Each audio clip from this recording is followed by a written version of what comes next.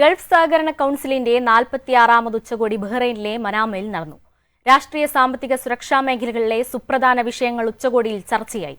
ഭക്ഷ്യജല സുരക്ഷ, ഡിജിറ്റൽ സമ്പദ്വ്യവസ്ഥ, പുനരുപയോഗ ഊർജ്ജം തുടങ്ങിയ സുപ്രധാന മേഖലകളിൽ പങ്കാളിത്തം കൂടുതൽ ശക്തമാക്കാനും ഉച്ചകോടി ആഹ്വാനം ചെയ്തു. Dubai ബ്യൂറോയുടെ report. ഗൾഫ് സഹകരണ കൗൺസിലിന്റെ 46ാമത് സമ്മേളനമാണ് ബഹ്റൈനിൽ നടന്നത്.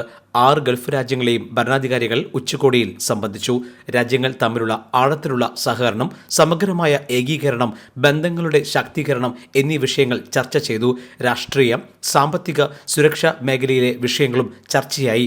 ഉദ്ഘാടന സമ്മേളനത്തിൽ ബഹ്റൈൻ രാജാവ് ഹമദ് ബിൻ ഈസ അൽ ഖലീഫ അധ്യക്ഷത വഹിച്ചു.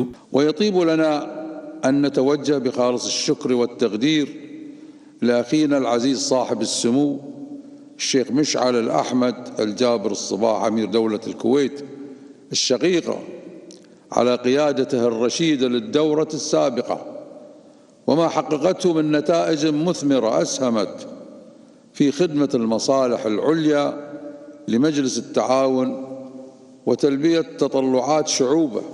ബഹ്റൈനിലെ സക്കീർ പാലസിലാണ് ഉച്ചകോടി നടക്കുന്നത്.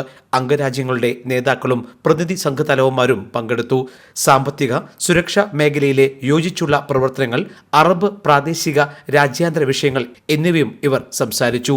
ഈ മേഖലയുടെ സ്ഥിരതയെ പിന്തുണയ്ക്കുന്നതിലും രാജ്യങ്ങൾക്കിടയിൽ സഹകരണം ഏകീകരിക്കുന്നതിലും GCCയുടെ പങ്ക് വർദ്ധിപ്പിക്കണമെന്ന് ഉച്ചകോടി ആവശ്യപ്പെട്ടു.